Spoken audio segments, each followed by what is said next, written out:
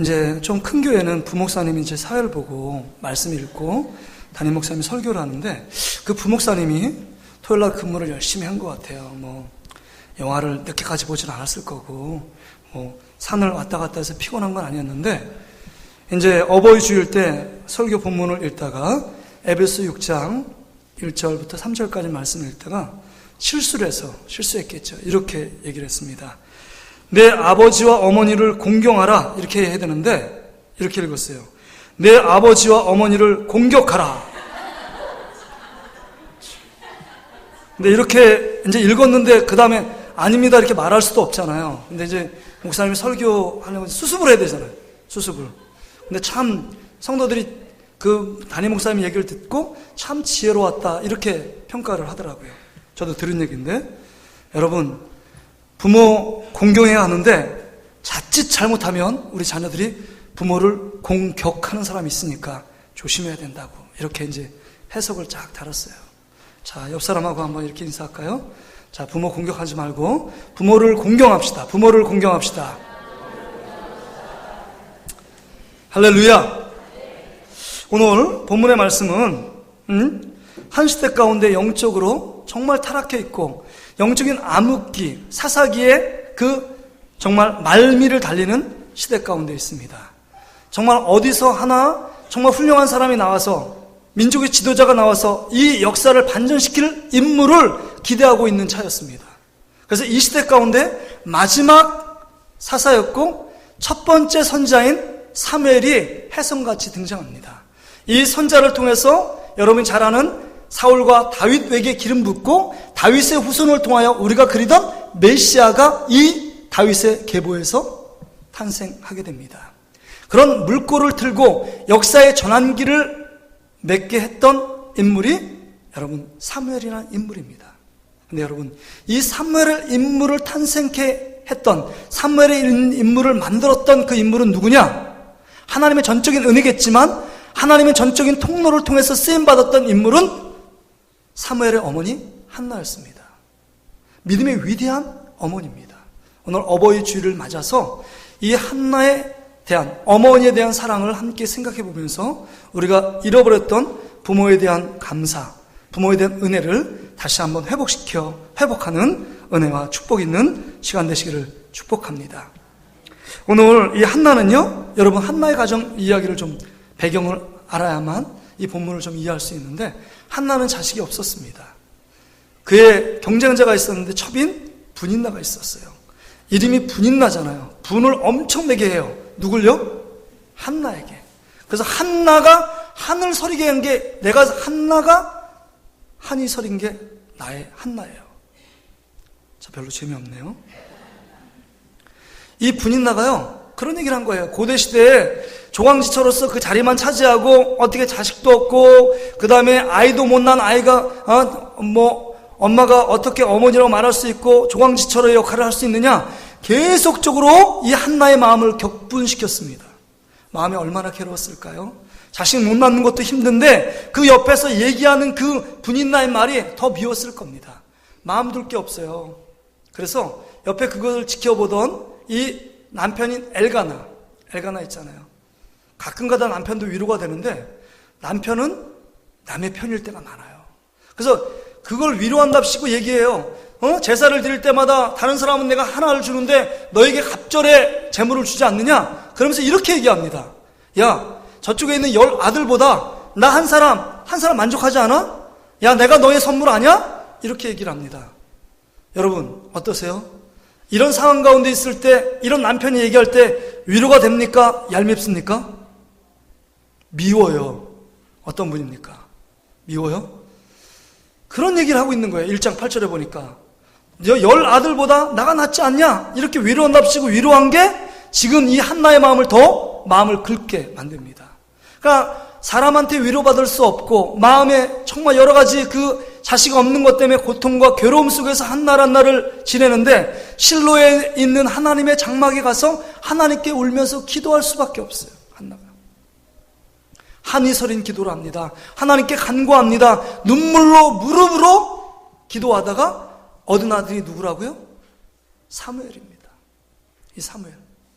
이 한나의 사랑을 우리가 함께 살펴보기를 원하는데요. 첫 번째, 이 한나의 어머니의 사랑은요, 이 세상 가운데 하나님의 사랑에 닮은 꼴이 뭐냐? 어머니의 사랑이라고 말할 수 있습니다. 아버지의 사랑도 깊지만 어머니의 사랑은 한이 없어요. 여러분, 세상의 사랑을 한번 생각해 보세요. 세상의 사랑. 여러분, 이기적이에요. 그렇죠? 이기적이에요. 내가 그 조건에 마음에 들 때만 사랑합니다. 대부분의 사랑이 그래요. 근데 내가 원치 않고 나에게 이익이 되고 내 만족이 얻어지지 않고 내가 행복하지 않으면 그 사랑도 그냥 뒤로 물러나 버립니다. 남녀 간의 사랑도 아니에요. 저 배우자 만났을 때 앞으로 내 인생이 행복할 건가? 이 조건을 따지고 배우자를 만납니다. 다 그래요. 특별히 자녀들은요, 부모의 사랑은 그런데 자녀의 사랑은 늘 이해타산적이에요. 그 사랑이 얼마나 얄팍한지 제가 그 유머에 보니까 며느리가 시부모에게 보낸 편지예요. 여러분 한번 잘 들어보세요. 어디서 들은 적도 있을 텐데 잘 들어보세요. 며느리가 누구한테 보냈다고요? 시어머니한테. 아버님, 어머님 보세요. 우리는 당신들의 기쁨조가 아닙니다. 나이 들면 외로워야 맞죠. 그리고 그 외로움을 견딜 줄 아는 사람이 성숙한 사람이고요. 자식, 손자, 며느리에게서 인생의 위안이나 기쁨이나 안전을 구하지 마시고 외로우면 친구들이랑 달래시거나 취미생활로 달래세요. 죽을 땐 누구나 혼자랍니다. 그 나이에는 외로움을 품을 줄 아는 사람이 아름다운 사람이고 나이 들어서 젊은이 같이 살려는 게 어리석은 것입니다. 마음 많은 청춘이고 어쩌고 이런 어리석은 말씀 좀 하지 마세요. 나이 들어서 마음이 청춘이면 주책 바가지인 겁니다. 늙으면 말도 조심하고 정신이 쇠퇴해 판단력도 줄어드니 남의 일에 훈수두는 것도 삼가하고 세상이 바뀌니 내 가진 자식으로 남보다 특히 젊은 사람보다 많이 알고 대접받아야 한다는 편견도 버려야 합니다. 나이 든다는 건 나이라는 권력이 생긴다는 것이 아니라 자기 삶이 소멸해 간다는 걸 깨닫고 혼자 조용히 물러나는 법을 배우는 과정임을 알아야 합니다. 그리고 전화를 몇 개월에 한 번을 하든 1년에 한 번을 하든 아니면 영영 하지 않아도 그것이 뭐가 그렇게 중요하세요? 그것 가지고 애들 아빠 그만 괴롭히세요. 마지막으로 이번 설날에 승훈이랑 병훈이 데리고 몰디브로 여행 가니까 내려가지 못해요. 그렇게 하시고 10만 원 어머니 통장으로 입금해 놓았으니 찾아 쓰세요. 이게 며느리가 시어머니에게 보는 정말 예의 없는 편지입니다. 시어머님의 답장이 걸작이에요. 자, 고맙다 며느라. 형편도 어려울 텐데 이렇게 큰 돈 10만 원씩이나 보내주고 이번 설에 내려오면 선산 판 거 90억 하고 요 앞에 도로 난다고 토지 보상받은 60억을 합쳐서 삼남매에게 나눠줄랬더니 바쁘면 할 수 없지 뭐 어쩌겠냐. 둘째하고 막내딸에게 반반씩 갈라주고 말란다. 내가 살면 얼마나 더 살겠니? 여행이나 잘 다녀와라. 재산은 이애미가 모시마. 이게 시어머니 답장이에요. 그래서 며느리가 다시 쓴 답장입니다. 해결했어요. 잘 들어보세요. 이게 참 이해타산적인 사랑이에요. 조건 있는 사랑이에요. 헉! 어머니! 친정 부모님한테 보낸 메시지가 잘못 갔네요? 친정에는 몰디브 간다고 하고서 연휴 내내 어머니 옆에 있어서 시댁에 있으려고 했거든요. 어머님, 좋아하시는 육포 잔뜩 싸서 내려갈게요. 항상 딸처럼 아껴주셔서 감사해요. 오늘은 어머니께 엄마라고 부르고 싶네요. 엄마 사랑해요.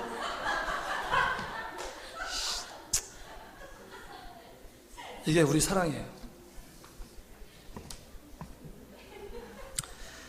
유태인의 격언에 신을 도처에 다 가 있을 수 없기 때문에 어머니들을 만들었다라는 격언이 있습니다. 어머니 사랑은 한이 없어요.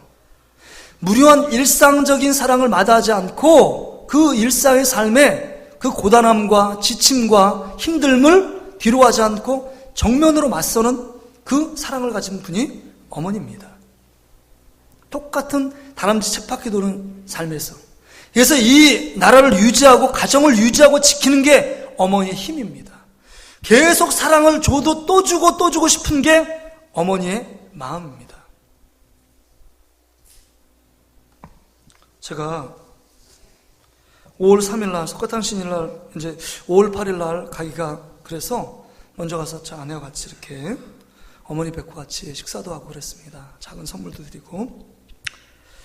그래서 이제 5월 8일 날 그래도 어머님 날 전화 한 통화 하려고 아버님한테도 하고 뭐 장모님한테도 하고 어머님한테 했는데 뭐 아버님은 고맙다 그리고 그냥 끊으셨어요. 이 남자 아들과 아버지의 관계가 조금 어색하잖아요. 몇 마디 하시고 끊으셨어요. 근데 어머님은 계속 무언가 말씀을 하시는 거예요. 근데 다짜고짜 아들 미안하다. 아니 어머니 제가 감사하다는 전화를 드리려고 한 아들 미안해. 하여튼 미안해. 왜 미안하세요? 야야 남의 아들들은 보니까 얘기 들어보니까 재산 물려주지 않았다고 부모 원망하고 불평하고 막 그러는데 야 근데 너희가 재산 물려준 거 하나도 없는데도 네가 불평 한마디 없다는 얘기를 네 아내 통해서 들었다. 그러면서 자꾸 미안하다는 얘기를 자꾸 하는 거예요. 미안하다고. 너무 미안하다고 막. 근데 그 얘기를 듣는데 자꾸 눈물이 날라고 그래요, 제가. 그래서 제가 어머니 그만하지 마세요. 그만 말하세요. 제가 지금까지 자라온 거, 지금까지 커온 거 다 어머니의 사랑 때문입니다. 이런 얘기를 하는데 계속적으로 어머님 막 눈물을 글썽이면서 미안하다. 아들 미안해. 내가 있으면 다 주고 싶은데 내가 형편이 그렇네. 엄마가 미안하다. 막 이런 얘기를 하는데 막 가슴이 막 점이 오더라고요. 우리 외삼촌한테, 우리 어머님 남동생한테 빚보증 쓰는 것 때문에 집 날리고, 그 다음에 재산 한 푼 없이 이렇게, 가족이 쪼개서 살 수밖에 없었던 그 상황 가운데 어머님이 아시기 때문에, 그것 때문에 참 자기가 잘못한 거라고 늘 죄인처럼 생각을 하시나 봐요. 근데 지금까지 가면 뭐 바리바리 싸주시고, 그리고 조그만 아이들, 손주들 용돈 늘 베푸시기를 기뻐하시는데, 주고 또 줘도 또 미안한 마음, 늘 미안한 마음이에요. 570장 찬송가에 참 이 가사가 참 언제나 바라봐도라는 그 찬양인데 제가 잘 몰라요. 근데 가사가 이런 가사가 있어요. 1절에 보면 언제나 바라봐도 늘 보고 싶은 분, 기쁠 때나 슬플 때 늘 보고 싶은 분. 그 다음 가사가 참 마음에 와요. 모든 것 주시고도 더 주시려는 이 어머니 한 분 외에 또 어디 있으랴. 주시고 또 주셔도 그 부족하다고 생각하는 것이 어머님의 마음이고 어머님의 사랑입니다. 늘 그런 마음으로 동일한 어머님들이 사세요. 근데 여러분 여기 한번 보세요. 이 한나의 마음을 보세요. 한나가 지금 눈물로 낳은 이 사무엘 아들을 안고 기쁨도 잠시고 젖을 뗀 다음에 그가 1장 11절에 보니까 서원을 해요. 내가 아들을 낳으면 이제 삭도를 대지 않고 나신으로 거룩한 자녀로 키워서 내가 주의 전에 바치겠습니다 라고 서원 기도를 드립니다. 그 서원 기도한 대로 그 말씀에 순종해서 젖을 뗀 다음에 아직 아이가 어렸습니다. 어려도 그 성막에 하나님의 전에 그 아이를 드리고 뒤돌아서는 마음. 여러분 그 마음 아세요? 마음이 저밀고 마음이 찢어지지 않을까요?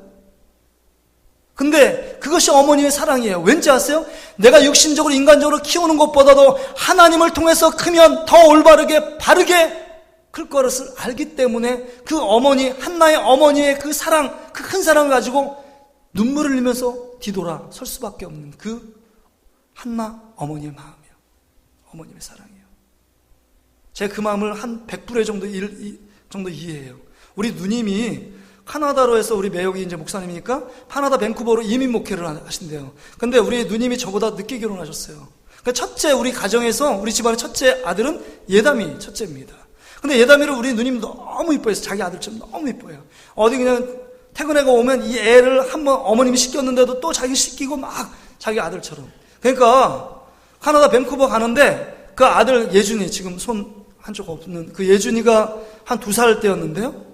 2살 때인데 걔 형처럼 자기 아들처럼 키울 테니까 이 아이를 좀 데려갈 수 없냐고 우리 가정에게 부탁을 하더라고요. 그래서 내가 뭐 아내하고 좀 생각하다가 그래서 최종적으로 5살인 우리 아들한테 그 의견을 물어봤어요. 아들 고모 따라서 밴쿠버 갈래? 그러니까 아빠 갈게. 두말도 물어보지 않고 그냥 비행기 타는 거 좋아하는지 몰라도 그냥 간대요. 그래서 여러분 호적을 옮겼어요. 왜냐하면 자기 아들로 가야 되기 때문에 호적까지 옮겨가지고 갔습니다. 근데 보낸 이유는 우리도 이제 한 1년 있다가 거기에 이민 목회하면 저도 같이 가서 도우려고 이야기를 해서 우리 둘째 아들을 이제 다니엘로 진 이유가 이제 그 이유 때문에 이제 이렇게 국제적으로 쓸 수 있는 언어, 한국하고 미국어는 똑같이 쓸 수 있는 언어를 한 거거든요. 그래서 그 때문에 이제 보냈는데 그 김포공항, 마지막 이제 김포공항, 인천공항 옮기기 전에 김포공항에서 이제 애를 출수 끝나고 이제 앞으로 보내는데 이 아들 놈의 자식이 우리 애담이가 엄마 아빠를 보지도 않고 고모 손잡고 쭉 가는 거예요. 뒤를 돌아보지 않고. 근데 저도 아빠지만 너무 마음이 아픈데 우리 아내 그 뒤 돌고 막 눈물을 흘려서 막 눈물을 흘리는 거예요. 괜히 보냈다고, 지금이라도 안 보내고 싶다고. 비행기 떠났는데. 그 마음이에요. 한나의 그 마음. 이게 지금 사무엘을 주회전에 바치고 돌아올 수밖에 없는 그 어머님의 마음이에요. 가슴이 메일 거예요. 가슴이 찢어지는 아픔이에요. 그럼에도 불구하고 그 어머니의 사랑을 갖고 하나님이 더 크게 잘 키워주실 거야. 바르게 키워주실 거야. 돌아설 수밖에 없는 어머니의 마음이잖아요. 여러분, 이게 정말 무조건적인 하나님의 아가페의 사랑을 이 어머니의 사랑 안에 담겨져 있습니다. 하나님의 사랑이 어떤 사랑이에요? 이 세상을 이처럼 사랑해서 독생자를 주신 사랑 아니에요? 이 땅 가운데 구주 예수 그리스도가 이 땅에 오셨습니다. 그러나 영접하지 않았어요. 그들을 예수님을 멸시하고 무시합니다. 심지어는 뭐 했어요? 십자가에서 죽이기까지 했습니다. 그럼에도 불구하고 우리를 저주하거나 징계하지 않으시고 그 예수 그리스도 그분을 통하여 우리에게 영원한 생명, 구원을 주시고 믿음을 주시고 하나님의 자녀가 되는 놀라운 특권을 우리 하나님께서 허락해 주셨습니다. 끝까지 우리를 사랑하시는 그 하나님의 다함없는 사랑 때문에 우리가 이 자리에 나와 하나님께 예배하는 겁니다. 이 사랑을 누가 여러분 측량할 수 있고 이 사랑을 표현할 수 있겠습니까? 이 하나님의 무한한 그 사랑하심이요 로마서 5장 5절부터 8절에 이렇게 기록되어 있습니다. 소망이 우리를 부끄럽게 하지 아니함은 우리에게 주신 성령으로 말미암아 하나님의 사랑이 우리 마음에 부은 바 됨이니 우리가 아직 연약할 때 기약대로 그리스도께서 경건하지 않은 자를 위하여 죽으셨도다. 의인을 위하여 죽는 자가 쉽지 않고 선인을 위하여 용감히 죽는 자가 혹 있거니와 우리가 아직 죄인 되었을 때 그리스도께서 우리를 위하여 죽으심으로 하나님께서 우리에 대한 자기의 사랑을 확증하셨느니라. 할렐루야. 하나님의 그 사랑이요. 이건 말할 수 없고 측량할 수 없는 사랑. 그 하나님의 높이와 깊이와 그 하나님의 그 사랑의 깊이는요 헤아릴 수 없는 사랑입니다. 로마서 8장 31절부터 32절에도 보면 그런즉 이 일에 대하여 우리가 무슨 말하리요? 만일 하나님이 우리를 위하시면 누가 우리를 대적하리요? 같이 한번 읽어볼까요? 시작. 자기 아들을 아끼지 아니하시고 우리 모든 사람을 위해 내주신 이가 어찌 그 아들과 함께 모든 것을 우리에게 주시지 아니하겠느냐. 여러분, 이 사랑이에요. 이 크신 하나님의 사랑에 닮은 꼴이 누구냐? 어머니의 사랑입니다. 측량할 수 없는 어머니의 사랑.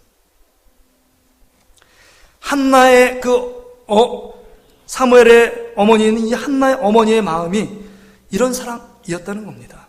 두 번째로 오늘 이 말씀을 통해서 이 어머니의 사랑은요 자식을 위한 기도로 나타난 것을 봅니다.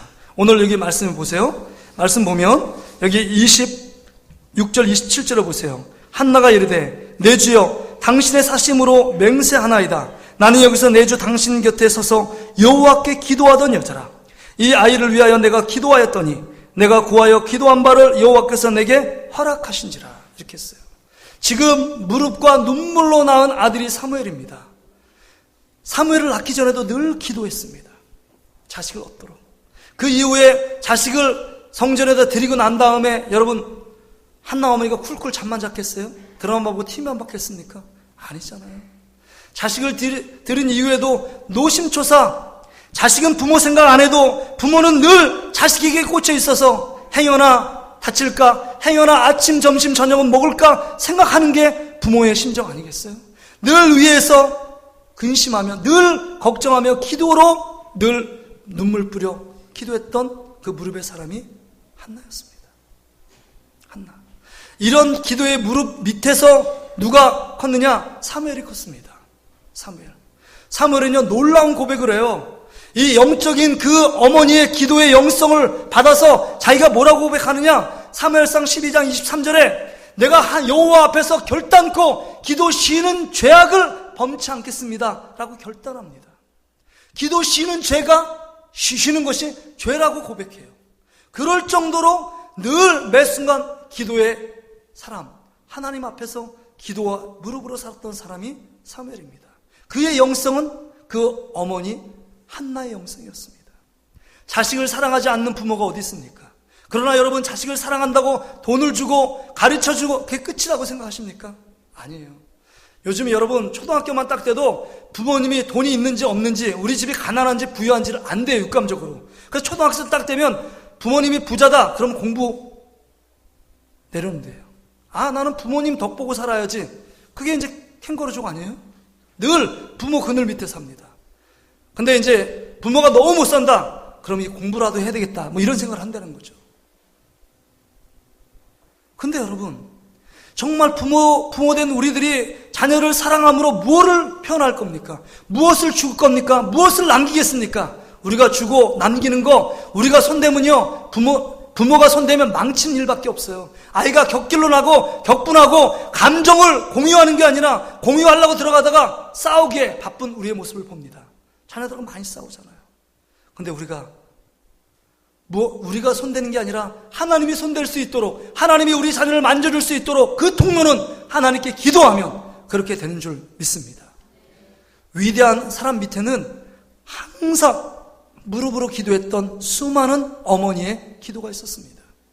여러분, 모세가 그렇게 위대하게 쓰임받았던 것은요, 그의 어머니 요게벳 밑에서 늘 말씀을 들었고 기도의 눈물로 살았던 요게벳 때문에 민족의 지도자가 된 거예요. 여러분, 사도 바울의 후계자로 알려진 디모데는요, 그의 어머니 유니게의 기도 때문에 이루어진 겁니다. 그의 외할머니인 그 로이스의 그 기도의 영성을 이어받은 거예요.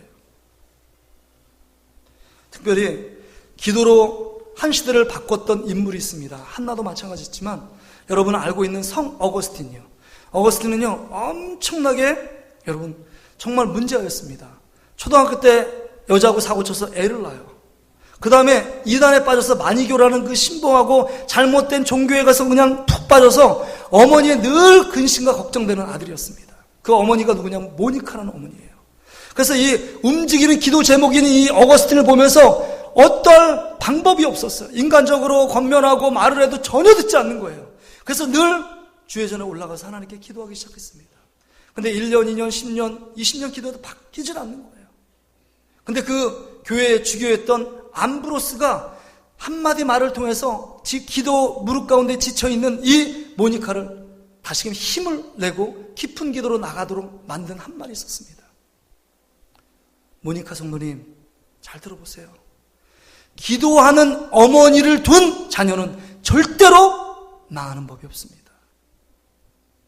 기도하는 어머니를 둔 자녀는 절대로 망하는 법이 없습니다. 여러분, 이 말이 우리에게도 들려지기를 원합니다. 자녀를 위해 기도하면 반드시 자녀들이 흥하게 되고 성공하게 되고 하나님의 은혜 안에 행복한 삶을 누리게 될 줄 믿습니다. 자녀를 사랑하지 않는 부모가 어디 있겠어요? 그러나 여러분, 자녀를 진정으로 사랑한다면 하나님의 사람으로 만들고 하나님의 자녀로 만들고 하나님께 쓰임받도록 만들고 하나님의 터치하도록 만드는 그 통로가 뭐냐? 기도를 통해서 나타나야 된다는 겁니다. 한나는 기도의 무릎으로 살았기 때문에 사무엘을 민족의 지도자로 만들고 그 가운데 어둠의 시대를 단절하고 빛 가운데 다윗의 시대, 왕정 시대를 통하여 이스라엘의 부흥기를 맞게 하는 도화선의 역할을 감당한 그 장본이 되었다는 사실입니다. 기도의 무릎이요. 기도의 무릎. 제가 기억되는 게 있어요. 어렸을 때 이제 가난하니까 한 집에서 우리 누님 여동생하고 아버님 어머니 5명이 잤는데 아버님이 술을 드시고 오는데 그때 또 어머님이 안 계셨어요. 밤 11시인가 12시인가. 근데 어머니를 막 교회 간 거 아니까 아버님도 교회에서 데리고 오래요. 근데 제가 막 한 3, 4학년 됐을까요? 근데 너무 무서운데 교회 가서 데려오래요. 근데 달려가면 한 20분 걸리고 걸어가면 40분 거리에 있는 교회인데 거기를 막 밤에 막 그냥 달려가는데 보면 어머니의 기도 소리가 들려요. 울리니까 산속에 교회가 있었어요. 근데 이렇게 그 이불을 뒤집어 쓰고 모프를 뒤집어 쓰고 늘 눈물로 기도했던 어머니의 기도 소리가 쟁쟁합니다. 아버지를 위해서, 자녀들 위해서 기도하는 것. 지금도 새벽마다 일을 나가시는데 새벽 일 나가시기 전에 먼저 교회 가서 새벽 예배 드리시는데, 아들, 내가 너를 위해서 기도한다. 목회 힘들고 어렵지만 엄마가 기도한다는 거 사실 잊지 말고 힘내라. 우리 매형도 지금 목회라니까 그 목사님은 또 우리 매형 목사님 위해서 또 기도하고. 여러분, 자식을 변화시키는 것, 하나님 앞에서 귀하게 자식들이 행복한 가정을 누리게 살 수 있도록 만드는 것, 기도 외에는 다른 이유가 없습니다. 여러분, 기도로 여러분 자녀들을 키우는 저와 여러분의 삶이 되시기를 주의 이름으로 축복합니다. 마지막으로는요, 여러분, 이 어머니의 그 사랑이요, 어머니의 사랑이 정말 주님의 사랑을 알게 한다는 겁니다. 이게 놀라운 거예요. 종교 심리학자들이 이런 말을 합니다. 어머니의 사랑을 받지 못하면, 어머니의 사랑을 깊이 받지 못하면 하나님의 사랑을 이해하기 힘들다. 이렇게 얘기를 해요.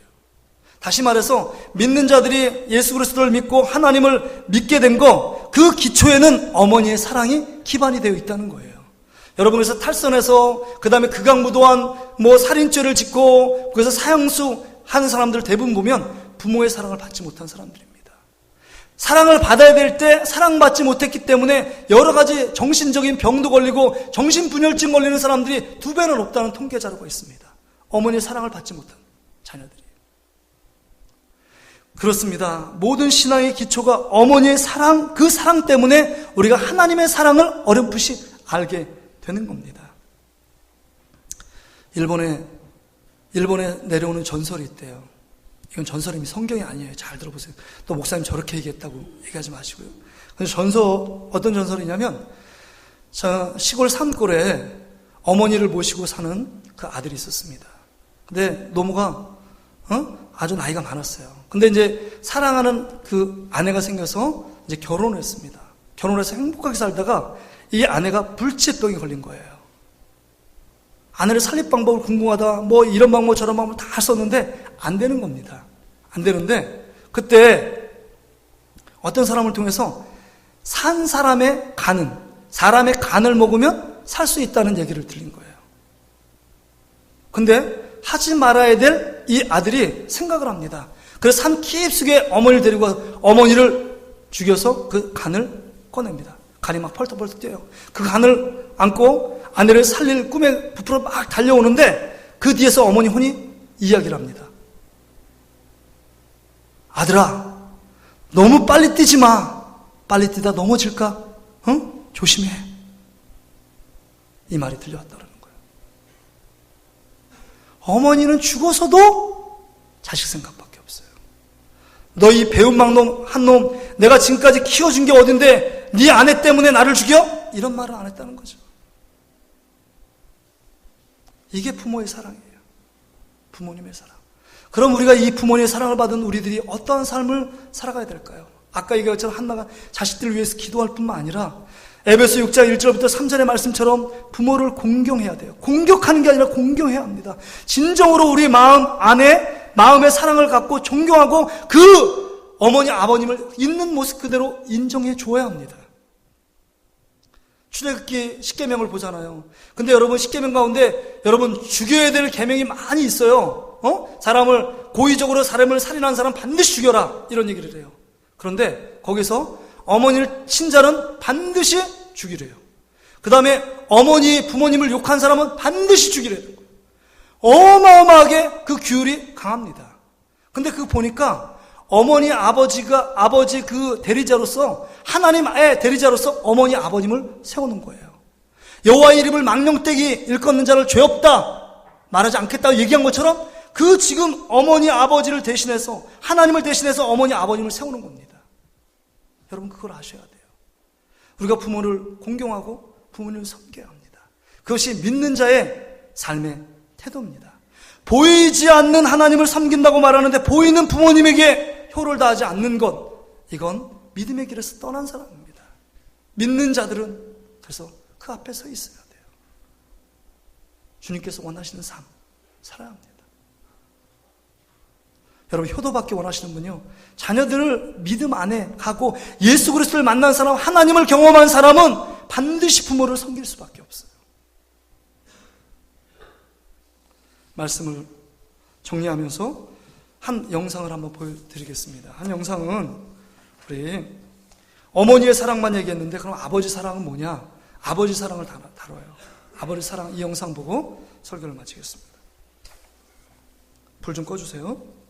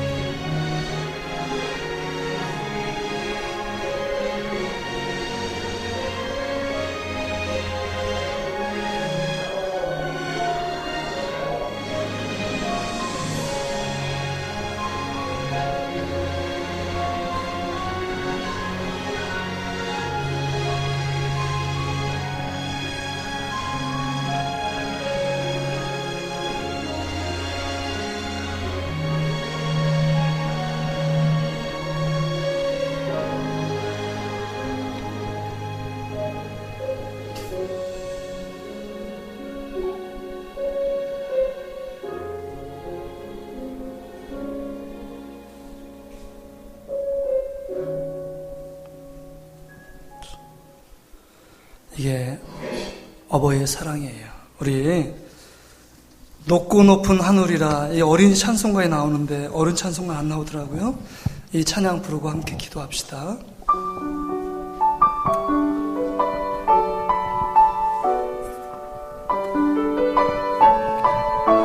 높고 높은 하늘이라 말들 하지만